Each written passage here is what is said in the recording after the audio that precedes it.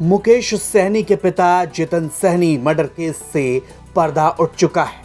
जी हां, इस रात से पर्दा तभी उठ गया जब पुलिस ने मुख्य आरोपी काजिम अंसारी को धर दबोचा।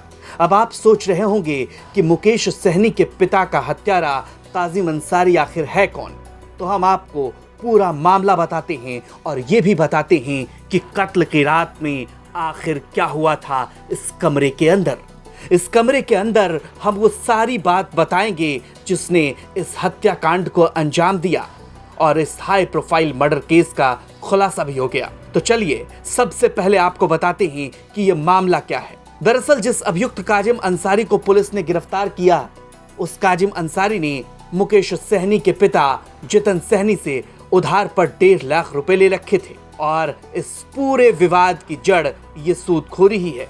अब तक मिली जानकारी के मुताबिक जितन सहनी का पैसा चुका पाने में काजिम अंसारी असमर्थ था, जिसके बाद उसने इस पूरे हत्याकांड की प्लानिंग रच दी और आखिरकार वो इस पूरे मामले में सफल भी हो गया। लेकिन उस रात क्या हुआ ये हम आपको बता रहे हैं। सबसे पहले पुलिस के हाथ एक सीसीटीवी फुटेज लगता है जिसमें कुछ संदिग्ध लोग कैद होते हैं और इसे हत्या से जोड़कर देखा जाता है। अब आपको बताते हैं कि हत्या की रात आखिर हुआ क्या था। काजिम अंसारी जब पैसे चुका पाने में असमर्थ होने लगा तो उसने अपने कुछ साथियों के साथ मिलकर जितन सहनी की हत्या की साजिश रच डाली। काजिम अंसारी जितन सहनी के घर के पीछे वाले दरवाजे से अंदर घुसते हैं। प्रवेश करने के बाद वो जितन सहनी को जगाते हैं और फिर उन पर हमला कर देते हैं और हत्या के बाद कागजात वाली अलमारी की चाबी ढूंढने की कोशिश करते हैं, लेकिन उन्हें चाबी नहीं मिलती है और वो अलमारी को एक पास के तालाब में फेंक देते हैं और सुबह इसका खुलासा होता है। कुछ आसपास के लोग जितन सहनी को मृत उनके घर में देखते हैं और पूरे इलाके में सनसनी फैल जाती है। अन्य साथियों के साथ मिलकर इन्होंने जो घटना दिन 15 और 16 तारीख रात्रि लगभग 10:30 बजे से 11 बजे के बीच में इन्होंने रेकी किया है। वो सीसीटीवी फुटेज में पाया गया है।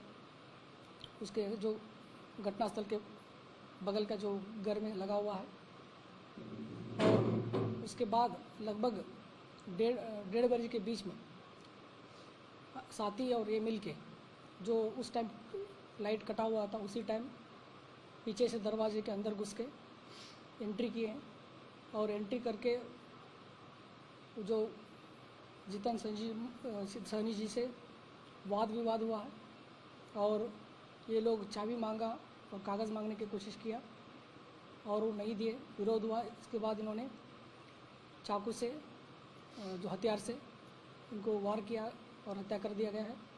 और उसके बाद जो लाल बक्सा जो था उसको लेके, क्योंकि उनको पता था कि उसमें कागज़ है और वो कागज़ लेके बाहर पीछे से रास्ते से बाहर निकले और वज़न भी ज़्यादा था उसका और वो लोग जाने के क्रम में जो पोकर था वहाँ उसी में इसको फेंक के वहाँ से फरार हो गए।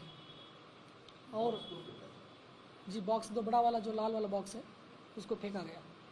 और उसके बाद जो अनुसंधान में जो CDR एनालिसिस, मोबाइल एनालिसिस और जो FSL टीम का जो उन्होंने कलेक्ट किया है प्रदर्श के साथ, ये मैच भी कर रहा है कि उनका जो नाखून है उसमें ब्लड पाया गया है, ब्लड स्टेन, और उनका शर्ट जो बनियन और उनका जो जीन्स पैंट है उसमें भी FSL टीम ने ब्लड स्टेन कलेक्ट किया है। प्रिलिमिनरी इन्वेस्टिगेशन और सर्कमस्टेंशियल एविडेंसेस के हिसाब से अभी प्रथम दृष्टता ये कासिम अंसारी को हम लोग गिरफ्तार किए हैं। अब आपको बता दें कि इस हत्याकांड में शामिल अन्य लोगों की तलाश में पुलिस जुटी हुई है।